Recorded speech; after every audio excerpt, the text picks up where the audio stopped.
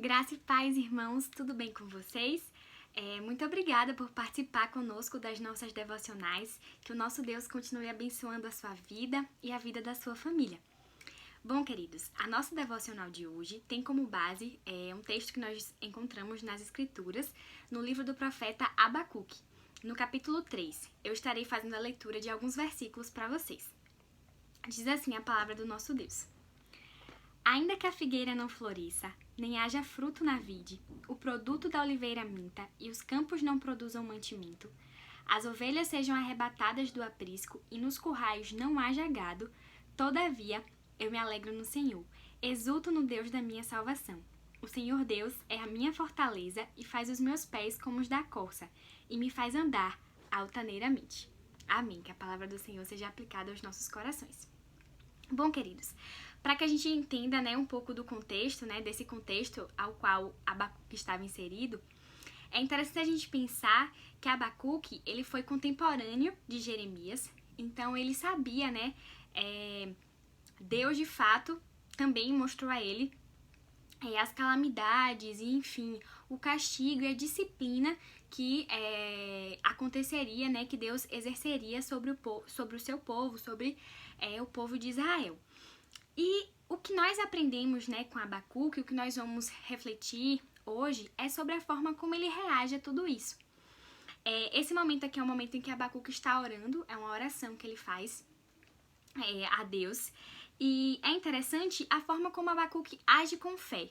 Então, assim, nós sabemos que o povo de Israel era um povo que tinha um coração endurecido, um povo que havia, se entregado à idolatria, enfim, a falsos ídolos. Nós sabemos que Deus já havia mostrado, de fato, que eles haveriam de ser disciplinados. E tendo em vista, esse futuro de calamidades, como o capítulo vai trazer, as ovelhas sejam arrebatadas do aprisco, os currais, não tendo mais gado. Então, assim, o futuro reservado, a Israel, digamos assim, o que haveria de acontecer era uma grande calamidade, eles seriam subjugados por outra nação, por outro povo, Então, assim, mesmo tendo isso em vista, mesmo com um futuro cheio de calamidades, que o povo enfrentaria todas essas dificuldades, mesmo assim, Abacuque, orando, falando com Deus, ele demonstra confiança.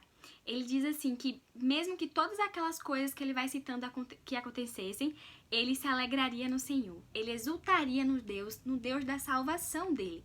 De fato, ele fala que o Senhor era a fortaleza dele. Então, a forma como Abacuque reage a tudo isso que iria acontecer de fato com a nação de Israel é com fé. Ele age literalmente com confiança, alegre no Senhor, mesmo que todas essas coisas acontecessem. E fazendo a aplicação às nossas vidas, queridos, nossas vidas são feitas de estações, de fases. Existem momentos que nós, estações de bonança, em que tá tudo bem, que nós estamos realizados, em que conseguimos realizar aquilo que queremos, enfim. E já existem outros momentos, outras fases das nossas vidas em que aparecem algumas tempestades, algumas dificuldades, alguns problemas, que nós temos que enfrentar. É normal que isso aconteça nas nossas vidas. E a grande questão, quando esses períodos de sequidão chegam, quando esses períodos de adversidade chegam, seja lá o que é que você esteja passando na sua vida, como é que nós reagimos a esses momentos? Será que nós temos sido como Abacuque? Será que nós temos agido como profeta, com fé, com confiança? Algo que é ainda mais profundo. Ele diz que mesmo que todas aquelas coisas acontecessem, ele se alegraria no Senhor. Então, será que, qualquer que seja a circunstância que esteja acontecendo na nossa vida, será que nós temos nos alegrado de fato no Senhor? Será que nós podemos com as nossas vozes, declarar isso que o profeta declarava, que ainda que acontecessem todas essas calamidades e todas essas dificuldades, mesmo assim, ele se alegrava no Senhor. Será que nós podemos dizer isso? E essa reflexão, queridos, perpassa principalmente pela questão da fé, certo?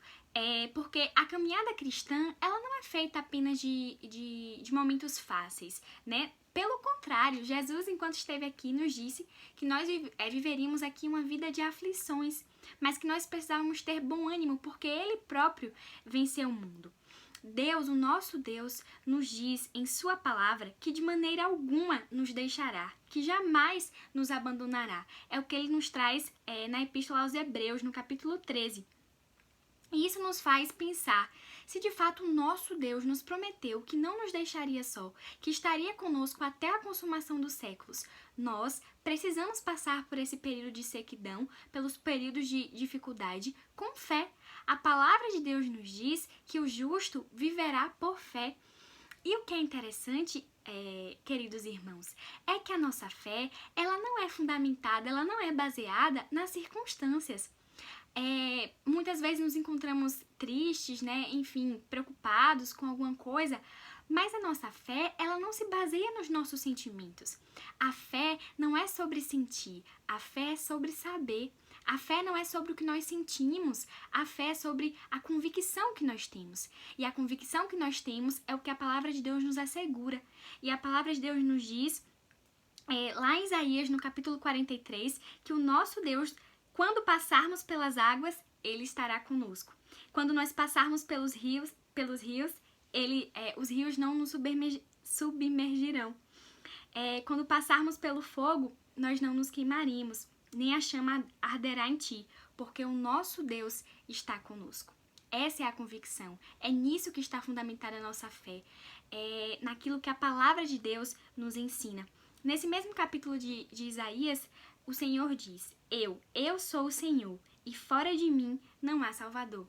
É nesse Deus em que a nossa fé está firmada.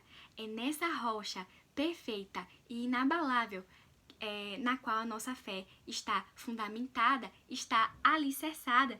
É por isso que nós precisamos compreender que nós não caminhamos pelo que nós sentimos, mas caminhamos por aquilo que sabemos, que nos é assegurado, né, na palavra do nosso Deus. Por amor às nossas vidas, certo? Dentro do seu propósito maravilhoso e perfeito, é que Deus muitas vezes permite que passamos por momentos de sequidão, por momentos de dificuldades, mas em todos eles nós precisamos agir como o profeta Abacuque agiu, descansar, confiar no Senhor e ainda mais se alegrar nele, porque Ele é o motivo da nossa alegria. Ele é a razão para estarmos aqui, para estarmos vivos e entregarmos a nossa vida a Ele.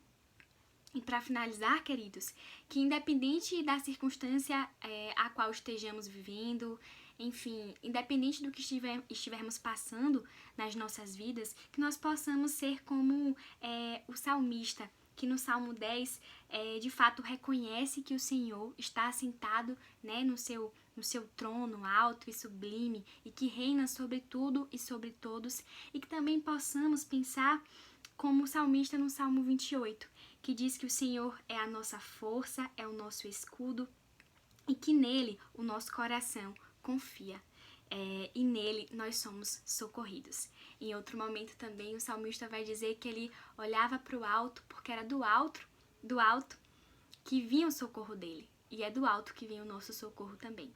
Então, que nós possamos, no dia de hoje, aprender com o profeta Abacuque, aprender com o salmista, de que, de fato, nós precisamos nos alegrar no Senhor. Ainda que as coisas não estejam dando certo, ainda que nós não entendamos o porquê que alguma coisa acontece com a gente, ainda que as dificuldades sejam tamanhas, não nos esqueçamos que o Senhor é a nossa fortaleza, é o nosso escudo, é o nosso baluarte, é a nossa rocha inabalável na qual estamos firmados.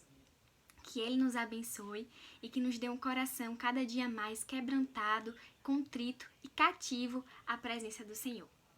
Deus abençoe a sua vida e que você possa compartilhar o vídeo e compartilhar aí com o máximo de pessoas que você puder.